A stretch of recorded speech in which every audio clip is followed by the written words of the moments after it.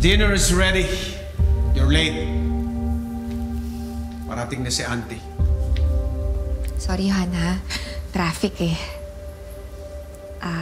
Halika. Doon na natin hintayin si Auntie sa dining.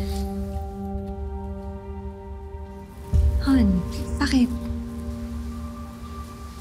Ayaw mo ba yung nakahain kasi hindi ako yung nagluto? Alam mo, sa lahat ng ayoko yung taong sinungaling. Kasi kadalasan, ang rason kung bakit sila nagsisinungaling ay para makapaninlang ng iba.